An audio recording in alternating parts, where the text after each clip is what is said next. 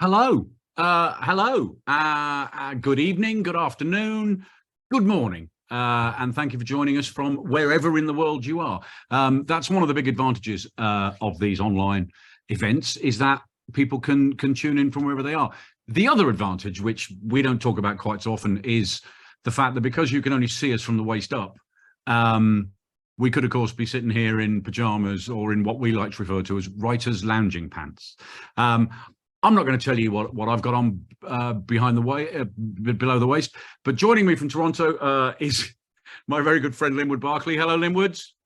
Mark, nice to see you. I'm wearing pants, although you can't really know for sure whether I'm telling the truth, but I think I am. And that's pants in the North American sense, as opposed to the UK sense, which could mean Y-fronts. Should I say slacks? What would I say? You could say you're wearing slacks if you want to go that far.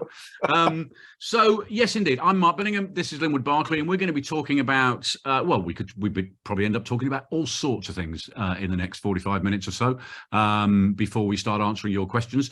You can, of course, ask us questions. Just put them into the Q&A thing, and we'll get to them before the end of the event. We have two books, a book each, that we will be shamelessly pimping. My new book is called The Murder Book, and Linwood's fantastic new thriller is called Look Both Ways. We'll be talking about those, I guess, Linwood. I think we should at some point.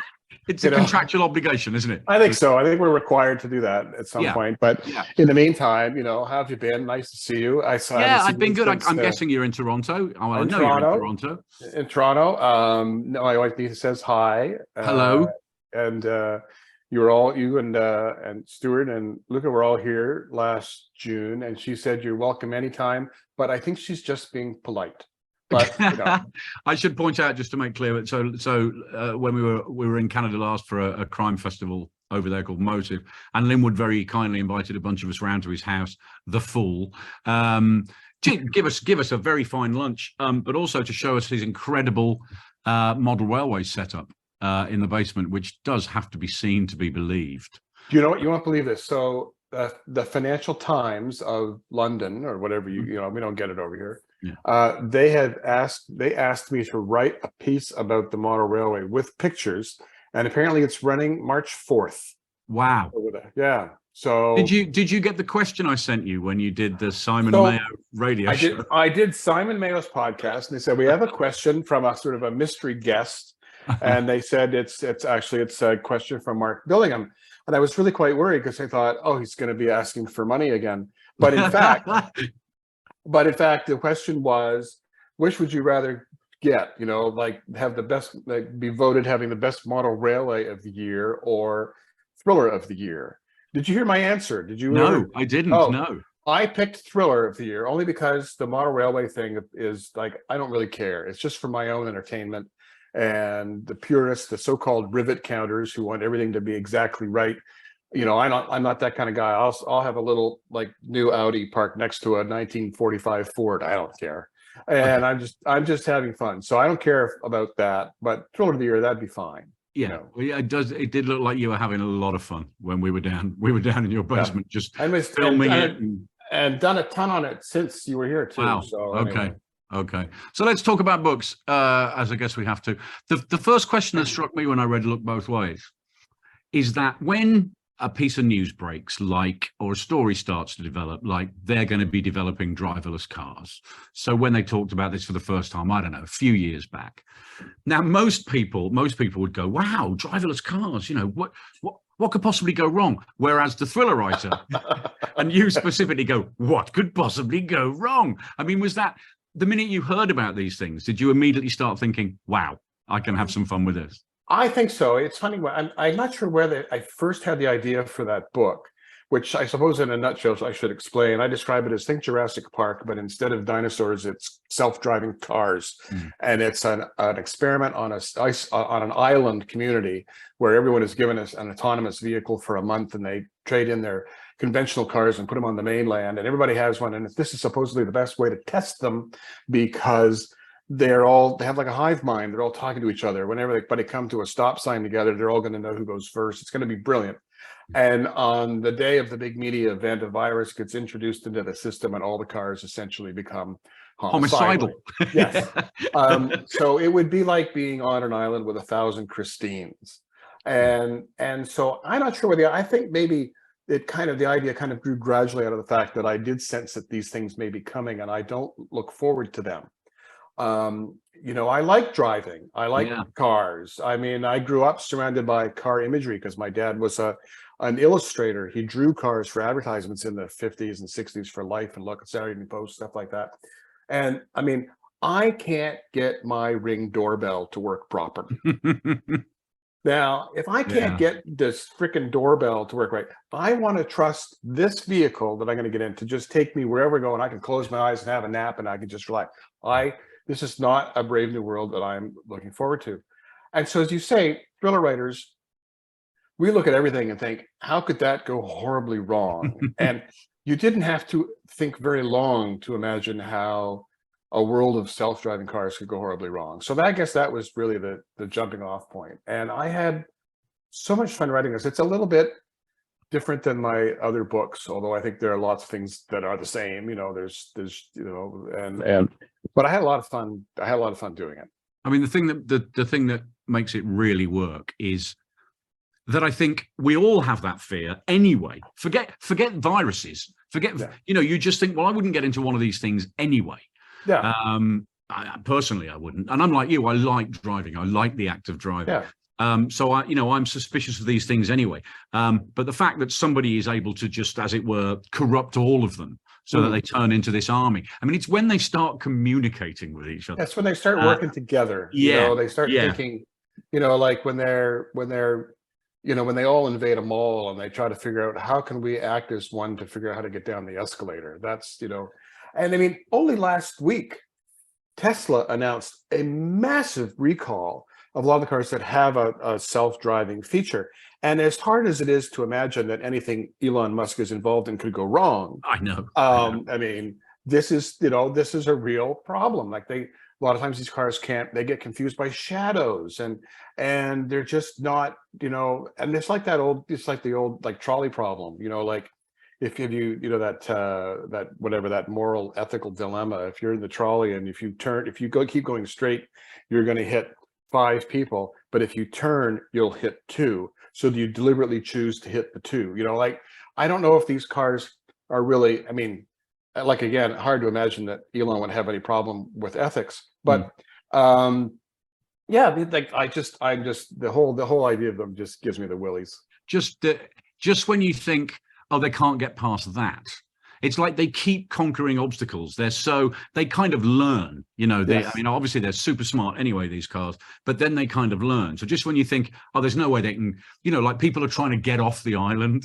Yeah. And there's sort of help at some point you think is arriving, and, this sort of ferry, and I'm not going to, no spoilers, but the way the cars deal with that, and in many ways, it really, I mean, in a lot of ways, Jurassic Park really was an inspiration for this novel in terms of structure.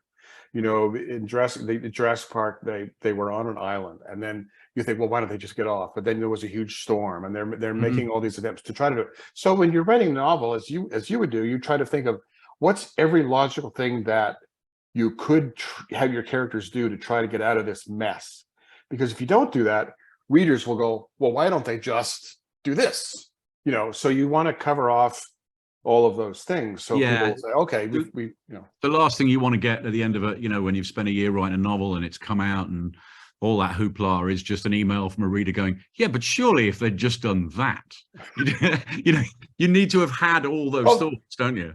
It's kind of like, I mean, thinking of Christine, I was watching the movie Christine the other night, which I love.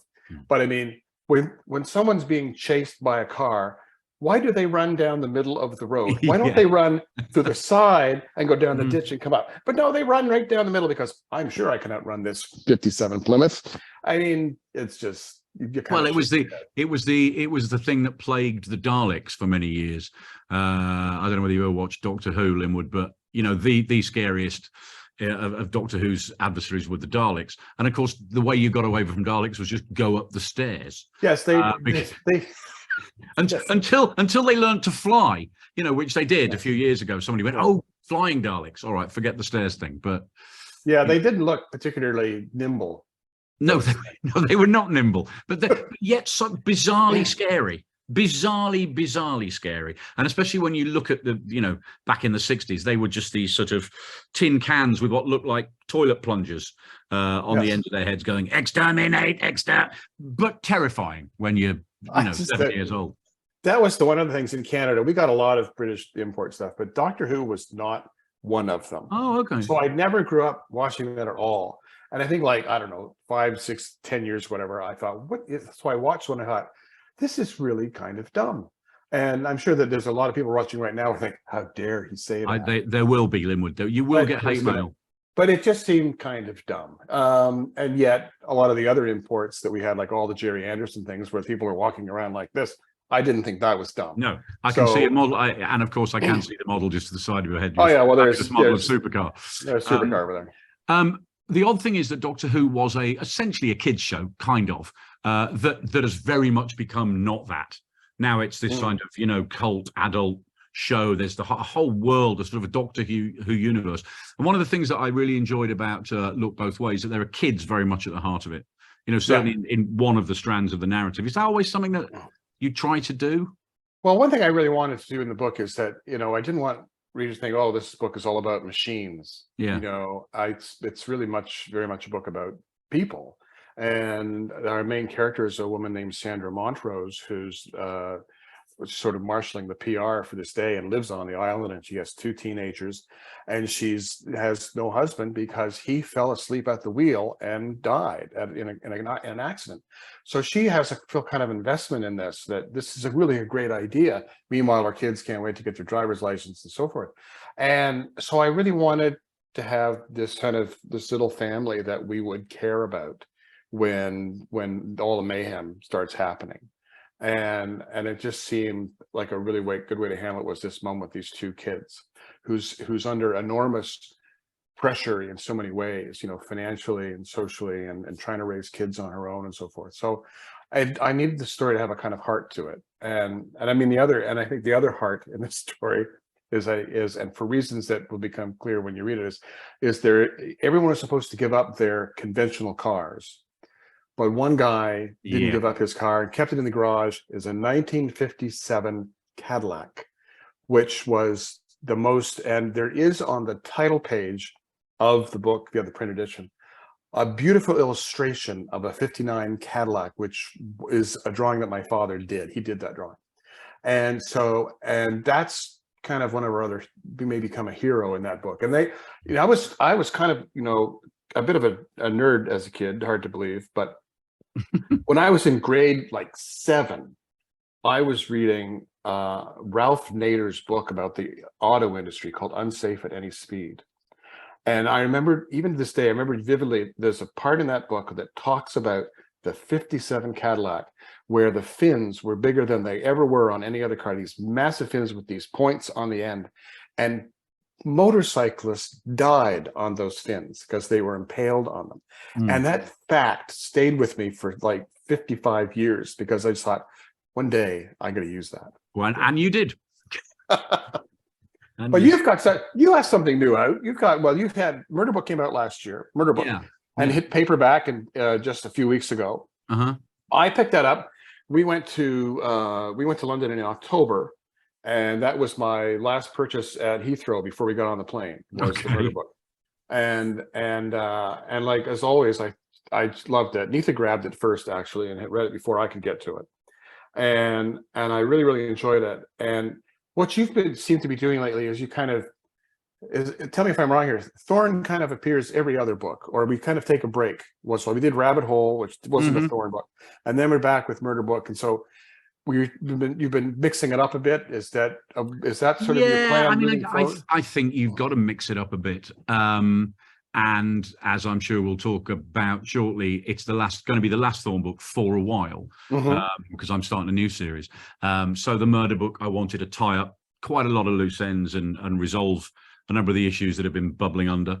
But yeah, certainly since I wrote, I don't know, maybe six Thorn books on the bounce to start things off, I've always taking a break every Yeah. couple of books at least to do a standalone. And I remember learning that you learn from the best, don't you? I think I learned that from Mike Connolly, who I remember talking to about, and he did the same kind of thing. He wrote 5 or 6 Harry Bosch books and then wrote The Poet, which in fact was the first of his books that I read. I think that's what happens to a lot of people. They read a standalone thriller and then they look at the front and go, oh, look, there's all these other ones. There's this series and stuff. And you go back and read them. And it's a way, I think, of just keeping things fresh, because, you know, those of us that are best known for long running series live in fear of that series going past its sell by date. You know, you don't want to be the guy that writes a book too many or 3 books too many, God forbid. And we all know some that are like that, you know, you think they're just mailing it in now. They're just they're not putting an effort into it.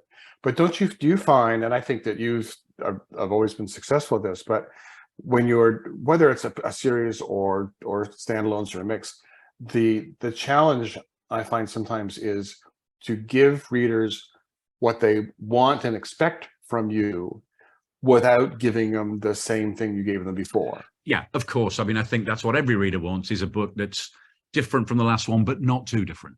Yeah. You know, there's certain boxes you have to tick. And going along with that is the problem of a long-running series whereby each book has to work as a standalone for somebody that hasn't read any of the preceding books. So you've got to put, you know, you can't fill it full of all these references to things that have already happened to that character and in that series without readers going, what? I don't know what he's talking about. I haven't read those books. But you do have to kind of honor those readers that have been with the series since the beginning. That was kind of a high wire act with the Murder Book. Yeah. Because Murder Book really doesn't demand that you have read some of the previous ones, but it enriches the experience if you have. Yeah, and I think that's why Murder Book was the book at the end of which I've hit pause. You know, I have hit pause on Tom Thorne, because there'd been this secret, this thing binding the 3 major characters, protagonists together, Thorne and Tanner and Hendricks, this thing they did a few years back. And I got so fed up with having to refer to it without being able to say what it is. You know, so you know, to have 3 characters who know each other incredibly well sitting around talking about the thing, you know, that thing that we did, that secret thing. And I thought, oh, sod this. I'm gonna bring this out into the open, have it dealt with, and draw a line under it. I'm full of admiration for writers who can write completely fresh standalone stories every single time. You know, there's something very comforting about, well, I know I've got Thorne and I've got Hendricks, and at some point there'll be a scene where they're, you know, having a curry and talking about the case, or watching football and talking about the case. You've got certain little tent pegs which you know you can hang the story on. Whereas when you start completely from scratch, like you've done with this one, you know, what's it like to say goodbye to the characters at the end, though, knowing that you probably won't write about them again? Well, they're not real people, Mark. Don't spoil it for readers, Linwood. I thought I should just let you down gently there, but okay. You know, I hear people like that. I don't feel any of that. You know, like I just had a good time with them. There's your story. You know, you're done. Get out of here. Okay, let me turn that round so it doesn't sound quite so stupid. Rather than what's it like to say goodbye to them, do you feel sometimes at the end of a standalone, I want to spend some more time with that character? I do want to, you know, that character's got legs in every sense. Yeah, I think so. Every once in a while I have one that I think that I really liked, and I think would be, you know, I did a book a couple years ago called Find You First. And Chloe is her, and I don't really have anything for her to do in another book. That's about DNA. That's a DNA book, right? Yeah. That's right. Yeah. And even back when I did Elevator Pitch a few years ago, I think it's Barbara who's the sort of protagonist in that, who's a journalist. You know, I could easily bring her back, but I don't feel really strongly about it. You know, but Chloe is the one that sort of does come to mind. I mean, back when I was doing my book set in Promise Falls, I had some characters that I kind of liked that I played with for a while, like Barry Duckworth as this cop, and Cal Weaver, a private eye. And I didn't really do a series. I mean, I did do a trilogy. I did Broken Promise, Far From True, and the 23 really were basically one huge book. And then I did Parting Shot after that. It was a bit of a follow-up. But other than that, it's been mostly standalone, save for the very first 4 novels, which were about a guy named Zach Walker. But I mean, as you know, the joy of standalones is you can do anything you want to these people. You can just mess with them, And terribly, kill and them, and kill them. kill them. You can kill them, and I mean, I won't say which book because it would give it away, but I mean, I did one book where I took my main character, and at about the 2/3 mark, you thought, this guy, this is his story, and I got rid of him. And it's a little bit like, when you're watching Psycho, you think, wait a minute, Yeah. Janet she's Leigh. she's gone. Wasn't this Yeah. her movie? Yeah. And she can do anything you want with them. But at the flip side of it is, I find that it would be fun in a lot of ways to do a series, because you have so much of the groundwork. You have your setting, you've got your characters, you've got your relationships all set up. You just have to think, what will I do with them this time?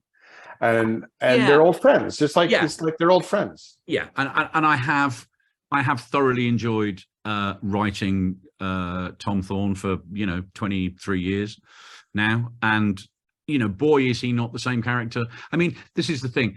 No character who goes through the stuff we put these characters through, death and grief and loss and pain and book on book, they're not the same character at the end of the book that they were at the beginning of the book. So they're certainly not the same character at the end of 20 odd books.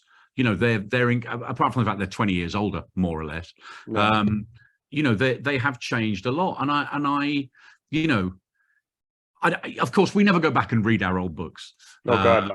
Why would you do that? Life is way too short. And so, of course, I'm sure you get this as well. You'll get an email from people going, "Can you explain that thing that happened in chapter 12 of this book you wrote 15 years ago?" And you go, "No, I genuinely can't." That's like you should write back to them and say, "What did you do at work in 1994 on the Wednesday? Like, what did you do? Like, did you audit? Were you auditing somebody's taxes that day? And who was it? I find that once I'm out of a book, and on to the next one, because it just all starts to evaporate. It's just gone. Yeah. And I don't remember it. And if I do occasionally pick up one of the early ones, and I just sort of open them and just start reading, I think, oh, that's kind of interesting. I wrote this, like I just think, I don't know how to. Well, I've had a slightly weird experience in recent years because I do my own audiobooks now.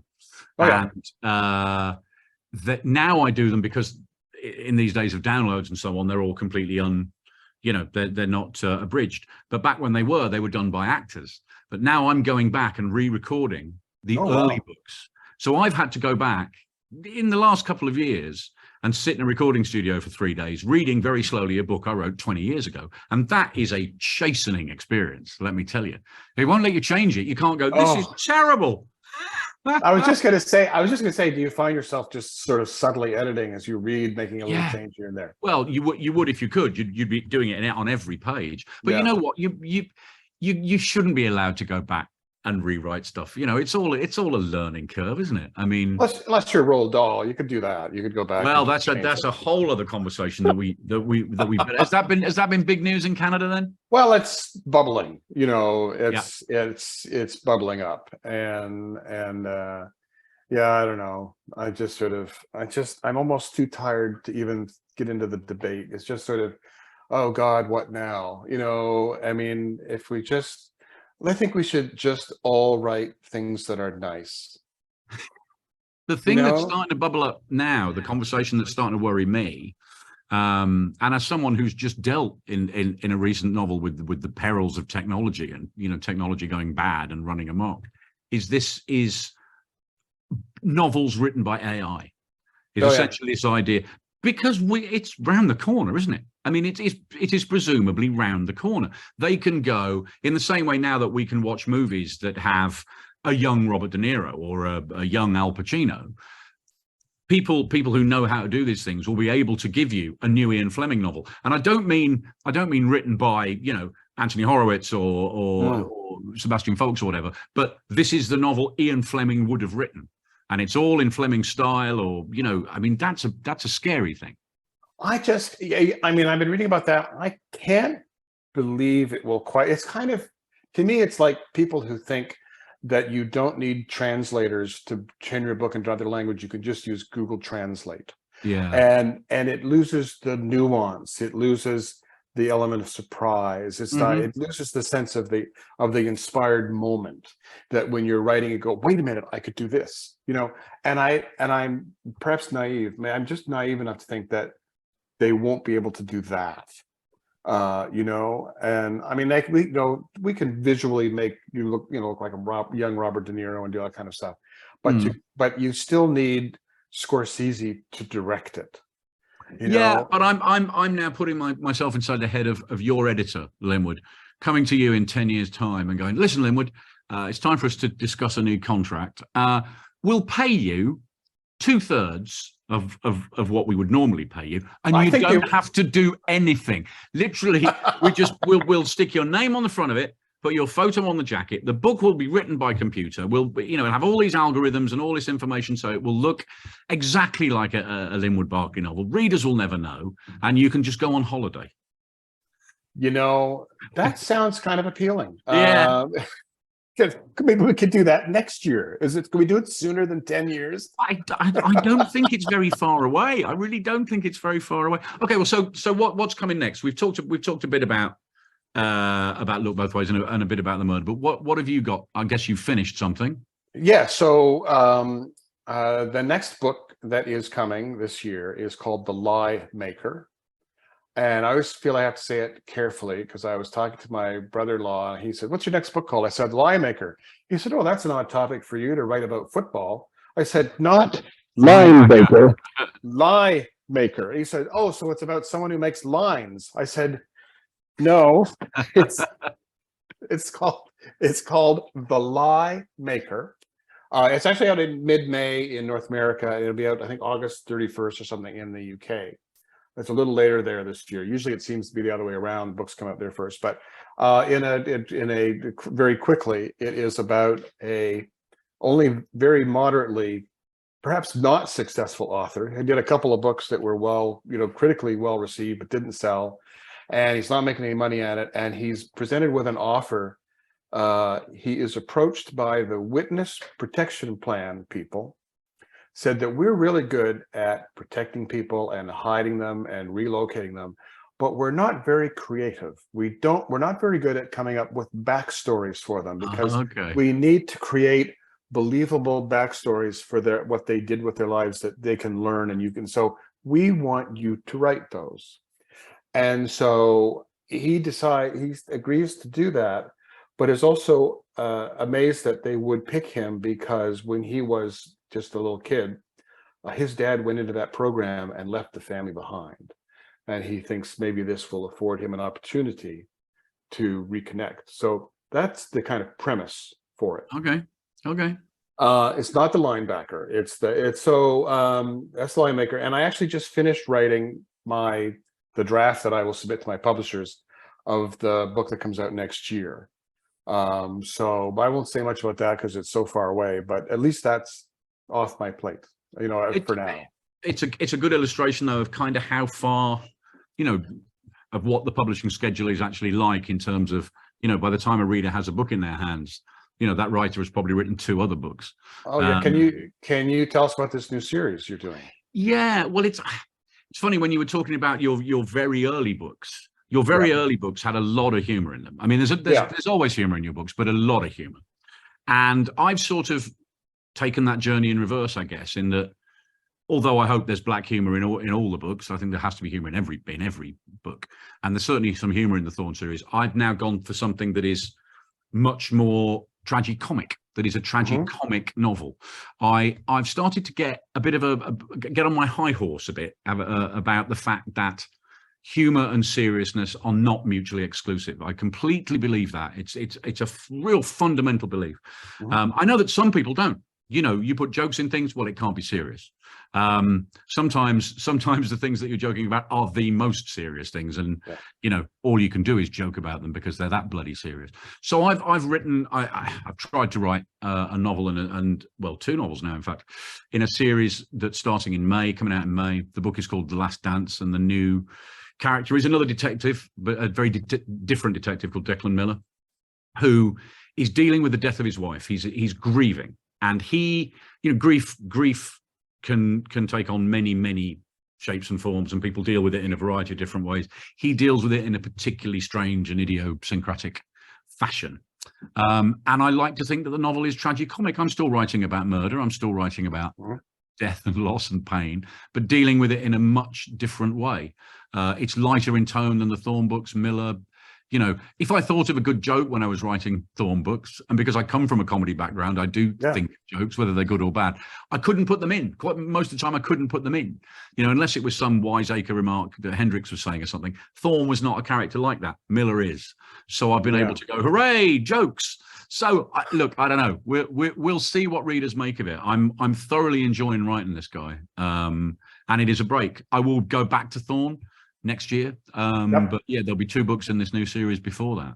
Oh, that's great. I'm really looking forward to it. I can't wait to read that. I mean, you know, the first 4 thrillers I wrote were, I would call them comic thrillers. I mean, I think that like with you, you know, there's humor in all the Thorne books, but it generally comes out of sort of dialogue and sort of quips and sarcastic remarks to people, and they're very funny. But in the Zach Walker novels that I wrote, the situations were designed to be borderline farcical at times, you know, but it was all, and I mean, when I stopped doing those and started writing the darker, sort of more serious thrillers, starting with No Time for Goodbye, every once in a while I would drift into something that was too comic, and my agent would catch me on it, and she'd say, look, that may be funny, but it undercuts the suspense here. I mean, you can do humor in a dark thriller, but you just have to know you can't push it too far, you know, or you lose the suspense. Like one of my absolute favorite writers is Carl Hiaasen. Right. I think he's just genius, and I don't even think of him as a crime writer. I think of him as a satirical novelist. Satirical writer, yeah. And his books, but he deals with criminals and he deals with crimes, but I find that they're so funny that they're not, for me, suspenseful, you know, but I love them, but to me, they're not suspenseful kind of novels. Yeah. I mean, I think the humorous novel, the comic novel, and I mean the comic novel very much as opposed to the comical novel. I think they're different things, you know, comical novel being, you know, where you can imagine a swanny whistle and stuff. I'm talking about a comic, you know, the great comic novelists like Jonathan Coe, who you can count on the fingers of one hand now, because publishing is afraid of humor. I think there's an element where I remember at one of the very first crime writing conventions I ever went to back in the late 90s, one of the sessions was called "Does Humor Hurt Your Sales Figures?" I've never forgotten that. And somebody explained it to me once. They said, well, look, an editor gets sent a comic novel. They either think, this is hilarious, but will anybody else think it's funny? Or they think, I don't think it's funny, but maybe that's just me and it's absolutely hilarious. So the safest thing to do is just pass on it, because it's so subjective. You know, we're all scared by the same stuff. We're all horrified by the same stuff, but you tell 10 people the same joke, 5 of them will laugh, 5 of them will stare at you. It's a weird thing. When I wrote those first 4 sort of comic thrillers, this was before I kind of broke out with No Time for Goodbye. I couldn't sell those books in the UK. We got them published out of New York and so forth. And we had readers in the UK who really liked them and thought they were really funny, but they just thought, but we just don't know if they'll work here. Yeah. And finally they came out at a later date over there. But even so, I mean, when I was writing those comic thrillers, the agent, Helen, who by the way says hello, she was saying, you can sort of count on fingers of one hand, how many really successful funny thriller writers there are. Yeah. You know, like those Janet Ivanovich. I don't know if you'd count Elmore Leonard or not. I wouldn't. He's funny, but I wouldn't call him a comic thriller writer. But there's not a lot of them. Yeah. And so but I think what works for you is that you already have like so many fans who are going to read. You could just regurgitate the phone book and they'll read it because you're just really good. Can I? Oh, sure. It'd be easier. It'd be so easy. I've just been given permission to do that. But if you were writing a first novel and doing that, I think that publishers might go, yeah. No, the publisher, God bless them, and it helps that I've been with the same publisher for my whole career, is right behind this. I mean, a lot of the impetus came from them, and they said, look, why don't you do this? Well, I have a friend here in Canada. I don't know if you guys get, a TV show over there called Corner Gas. But Mm. it's a really charming, very funny, droll Canadian comedy series by a guy named Brent Butt, who's a stand-up comic. Okay, yeah, I know him. So Brent's written a thriller, and it's coming out later this year, and it's a dark sort of comic thriller, but it's about a guy who's on a stand-up comedy tour and gets mixed up with another comic who's a psychotic. And in fact, the stuff in it I love the most are the descriptions of what it's like to do what you've done, to be a stand-up comic and dealing with audiences and going from show to show and so forth. The stuff was fascinating to me. Well, I mean, I think there are as you say, there is always an element of humor. There has to be. I mean, any novel without humor is just, it's unrealistic. It's completely, life is not like that. I know people who would argue that to put humor, and that covers a multitude of sins, jokes, humor, whatever you want to call it, even if it's slapstick, in the middle of a dark situation is not realistic. But I would argue that actually to not put it in is not realistic, because weird, funny shit does happen at the darkest moments. Well, I mean, I don't know I think you guys are probably getting it too. We're hooked on this new series, The Last of Us, which I think is just brilliant. And it's just incredibly dark and tragic and post-apocalyptic.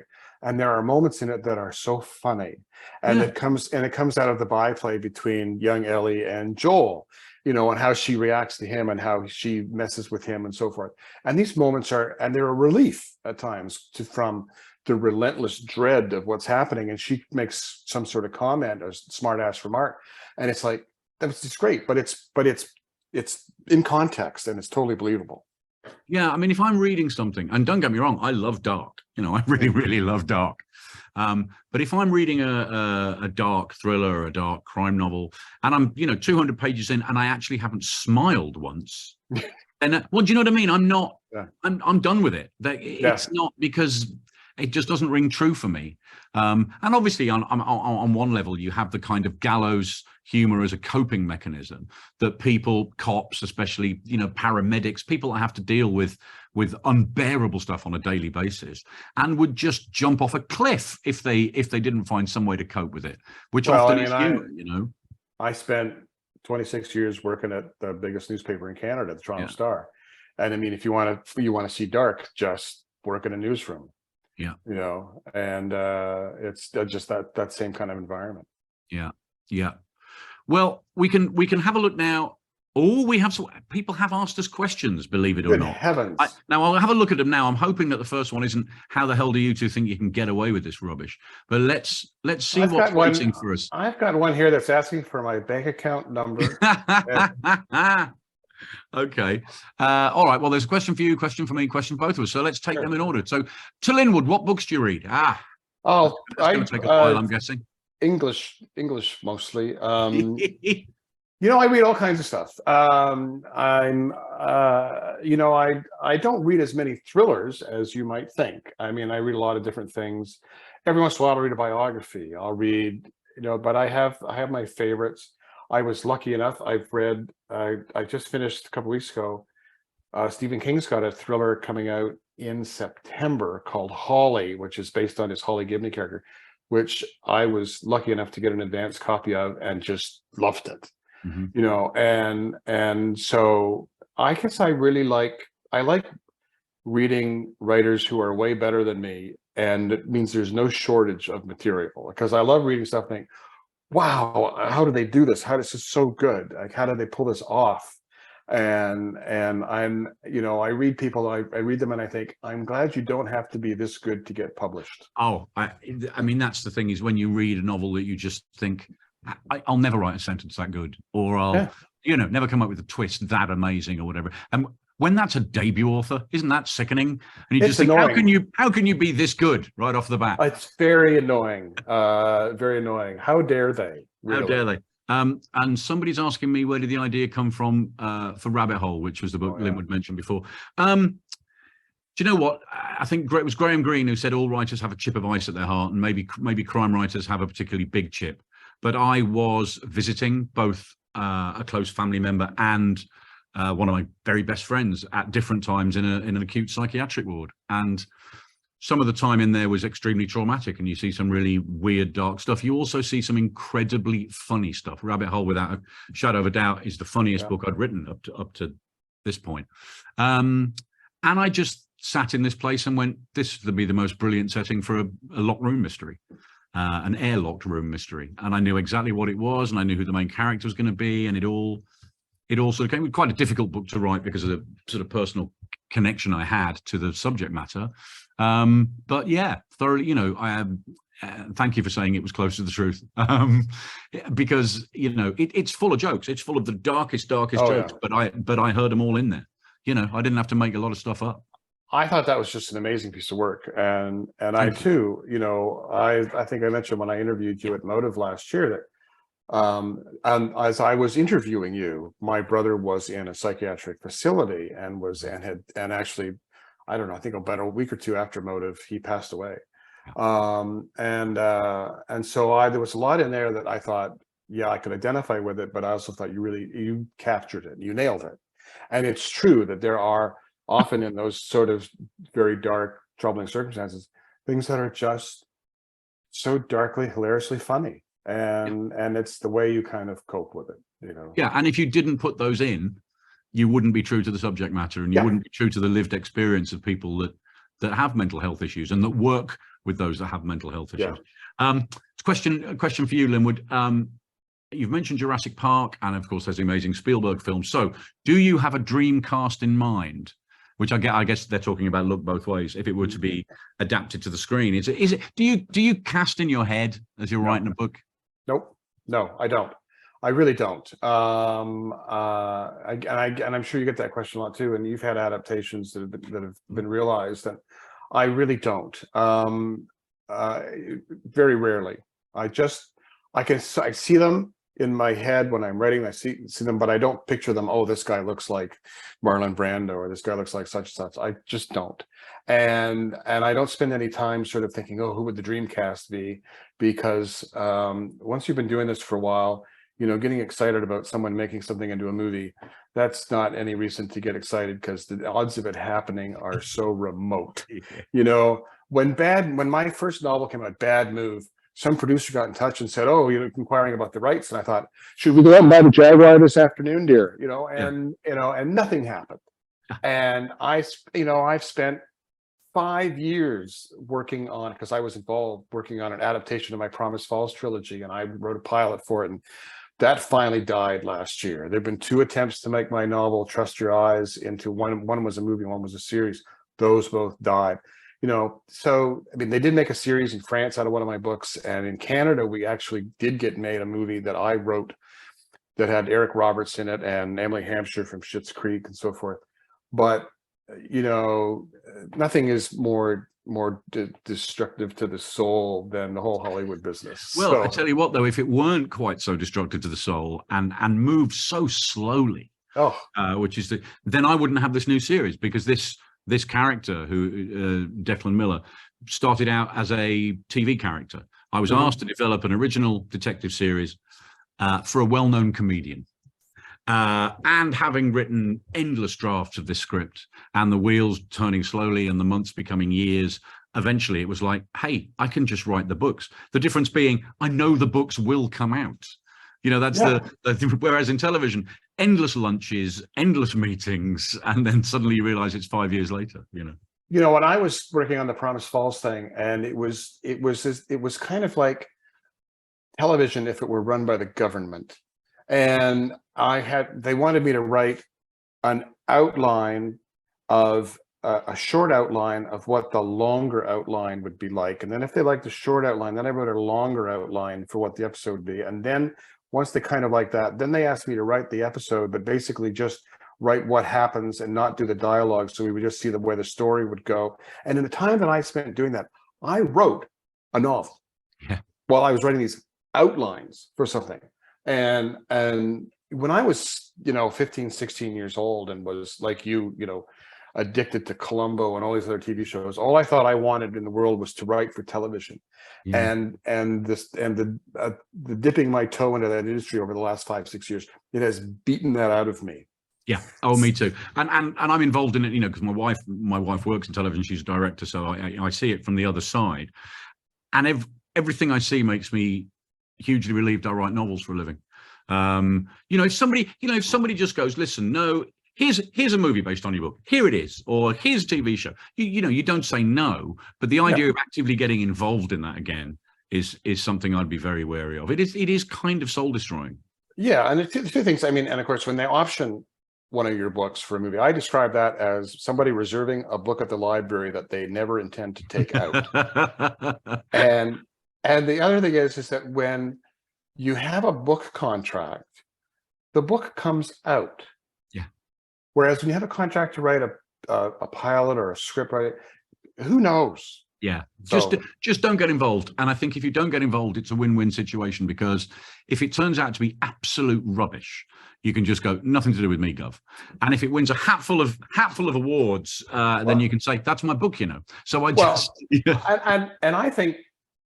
think I'm quoting you here. I think it was you who said, people say, oh, they did a terrible job based on that movie, based on your book or that TV show. And you've said, the book still exists. Yeah, I don't think that was me. I'm sure. I think that was probably Raymond Chandler or somebody. It's that thing of people saying, what do you think of what they did to your book?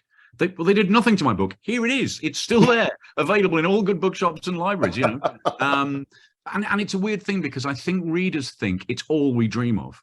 Readers, you know, it's almost the first question you get asked. Oh, who would you want to play that in the, you know, there's the question there. Who's your dream cast when it's made? You don't think about that stuff. You genuinely... No, and there's also the assumption that if it happens, that you will never have to work again. Yeah. That is not, which ain't true. That is not true. Really ain't true. What else have we got here? Combining serious stuff with humor. Who do we think are the best at doing that in books or films? Well, we've already mentioned a few people like Carl Hiaasen, who I absolutely adored. I absolutely adored. And I've been lucky. I've actually gotten to interview Carl twice for events in Toronto, and I certainly would think he's right at the top of the list. And then, of course, I think I mentioned Elmore Leonard. To me, was a genius at that. Yeah, and one of the reasons Elmore Leonard, I think, is so great at it is so much of the humor we're talking about actually comes out in dialogue. It's very difficult to write humorous stage directions, you know, to describe a landscape in such a way that's going to have readers chuckling, but you can do it in dialogue, and Leonard was the master. Elmore Leonard was just the master of dialogue. One of my all-time favorite lines is from an Elmore Leonard novel about Raylan Givens, and Raylan, the U.S. Marshal, who's dealing with some punk who wants to mess up with him, and Raylan has something else he has to do first, and he says to the guy, "You practice falling down till I get back." Just love that. He was. It was a huge honor to have met Elmore Leonard a couple of times before he died. And I was funny enough. I was thinking about this the other day. The kind of that generation of who there are very few left. Who did you wish you'd had a chance to meet? And I'm not talking about, you know, Chandler or Hammett or people that have just maybe gone in the last few years. Well, he would probably be one of the very top. Is Elmore Leonard. I would love to have met. I would love to have met Donald Westlake. Yeah. Someone like that for sure. Yeah. I've been fortunate in that some of my real heroes to me as writers are people I have gotten to meet. I mean, I think I've talked about this before. When I was in my teens growing up, I was obsessed with the work of Ross MacDonald, who wrote the Lou Archer novels. And I ended up having correspondence with him. I had dinner with him one night. And when I was 21 years old, I spent an evening with Ross MacDonald. His real name was Kenneth Miller. And there wasn't anybody on the planet that I would have been more excited to spend time with than him. And he was the nicest, most decent guy.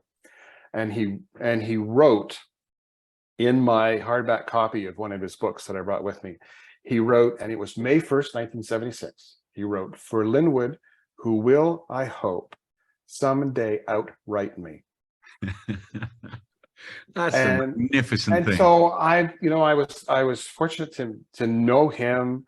I've met a few times, and I've gotten to know Stephen King, and so many others who I've been excited to meet. I mean, it's lovely going to festivals like, you know, Harrogate and so forth, meeting someone like you and meeting Don Winslow and meeting Val McDermott. So it's a really nice community. And it is a nice community, and it's a small world. And yeah, there actually aren't too many people who you don't get a chance to meet and get on with most of the time, because it's that cliche about crime and mystery writers, but we generally have that kind of gang mentality. I think there aren't too many bad apples, and we tend to get on. Well, and the great thing about it too, I think I talked about this with Ian Rankin, is that for those who don't write or don't do this and are under the illusion that it's glamorous, if you can't complain to them, to other people, about book tours and what a pain in the ass they are, but to someone else who goes on them, you can sit down and you can share stories about how horrible this all is that you have to do. This thing that you always dreamed about doing, and now you're doing it. Like, how do I stop this? I was sitting having fun enough in a food court in a shopping mall somewhere in North America with Ian, having exactly this conversation, and I was just moaning about the fact that I'd just done this event in Austin, Texas, where I'd had 4 people and 2 of them walked out halfway through.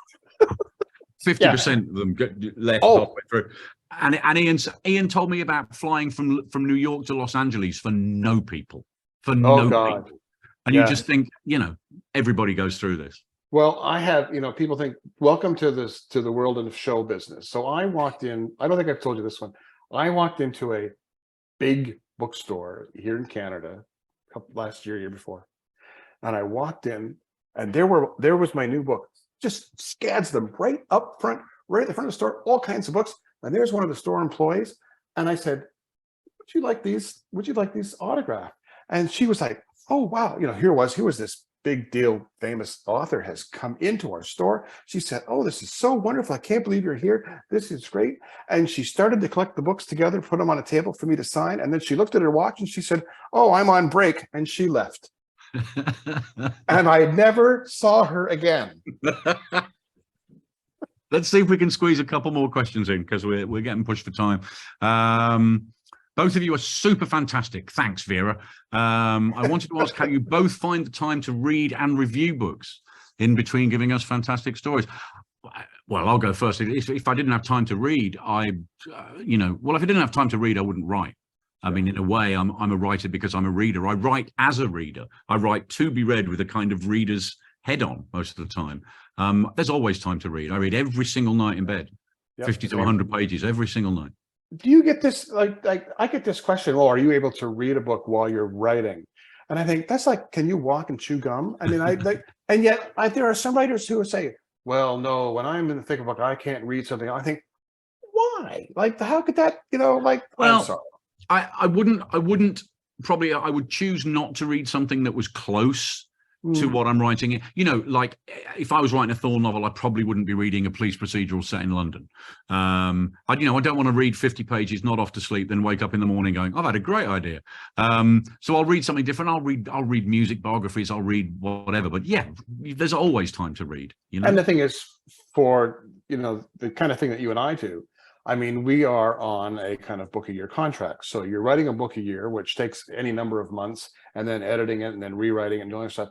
So if you didn't read while you were writing, you would never read, because you're always, you're writing for us is a full-time job. Yeah. How do you write your thrillers or crime novels? Do you start with a twist in mind, or do the twists just come naturally as you start writing? Good question from Taylor. You go. Well, it says Taylor Neal. Now, I don't know whether that means you're Taylor Neal or Neil Taylor. But either way, Taylor Neal or Neil Taylor, that's a very good question. I'm not going to answer this question until we know. Is it Neil Taylor, or I just won't? We need to be told. You know what? The best twist I've ever come up, and I'm not a twist merchant, really, not a kind of, certainly not in the same league as Linwood. Occasionally you'll come up, and that's a good day at the office if you do think of one. You'll think of it in the shower. You'll think there's a twist at the end of Rabbit Hole that I put in after the book had been delivered. I delivered the book and then woke up a week later going, oh, wait, what if, so nothing was planned, nothing, it just came to me. I mean, have you ever got a twist in your head before you write a book? I find it's Taylor Neal, sorry. Oh, well, now we know. The front page. Okay, fine. Thanks, Taylor. Yeah, if maybe it is and maybe it isn't. Okay. But anyway, I find sometimes twists aren't as big a twist as what they may appear to as the reader. It's just a kind of sleight of hand. You're still presenting your story in a certain way, but it's how you present information, I think, and it's misdirection. And so the twist isn't so much as that, oh my gosh, at the last minute I figured out it was this guy. Well, I always knew it was this guy, but it's how I handed the information out to you. And it's also, and you know this from as a stand-up, everything's timing in a novel as well. And you don't deliver a twist or a revelation in the middle of a chapter. You do it at the end of a chapter, so it has kind of an impact. It's like that little, like a cliffhanger before the commercial in a TV show. Yeah. You have to know how to present it. And so sometimes twists don't have to be big, but it's just in how you are parceling out this information to read. I think they can also be overdone. There are certain writers who I call the chubby checkers of crime writing, because they just twist and twist again, thinking, and it's just a trick. It starts to just become a trick. And as a reader, you don't care. There's nothing. It's just a show of technique. Third of the way through, the character's dead. Well, I know he's not dead. Of course he's not dead. Yeah. It'll be a magic trick or some kind of illusion, or he's going to come. Do you know what I mean? There has to be some emotional investment. The best twists are the one that the reader kind of does on themselves, because they get sent down a path without knowing it. I think you keyed in on one of the important things. A twist for the sake of a twist is like, whatever. But it has to have some kind of emotional resonance. It has to be like, oh geez, so it has that kind of an impact. It has to change everything. It's moments halfway through Gone Girl. It's the moment when you turn the page halfway through Gone Girl. I mean, I have one on the last page of my novel, Trust Your Eyes, and it's not meant to sort of be, oh, I just came up with this.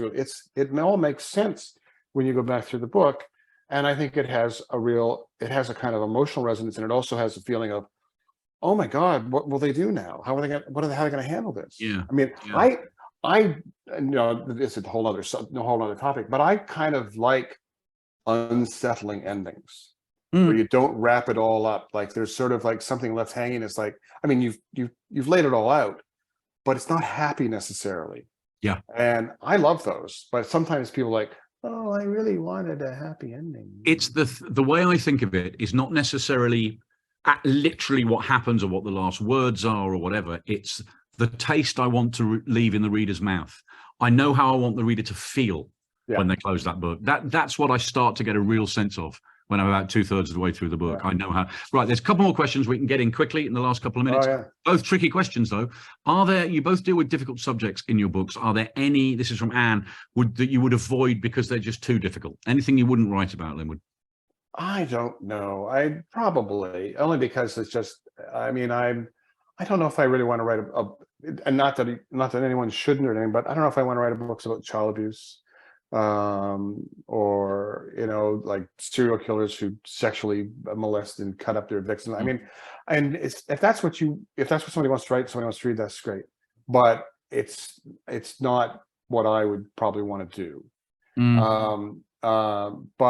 But at the same time, there may be other topics that some would find distasteful that I have no problem going after. I mean, the book I've written for next, it would come out next year, begins with what appears is going to be a school shooting, and which happened, in the US about every 12 hours or so, and I think that's something that's horrendous, but it's worth talking about.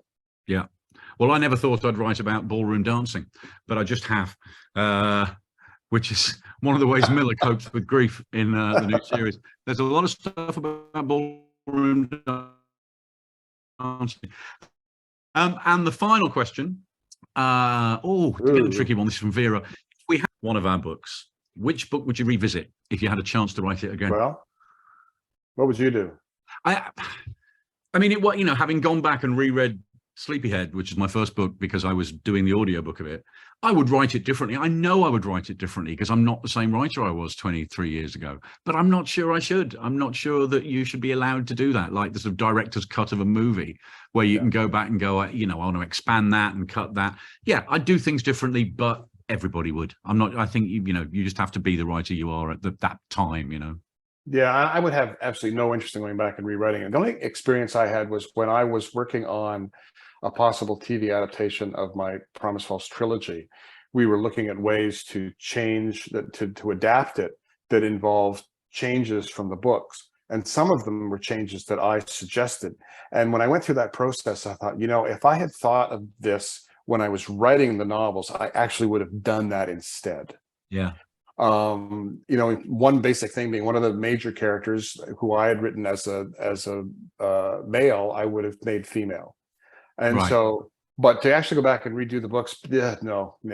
Ugh. Okay, well, look, we were told before we started that nobody's going to yank us off with a big hook if we go over by a few minutes. So let's squeeze in this last question from Nikki. All right. This is the last one.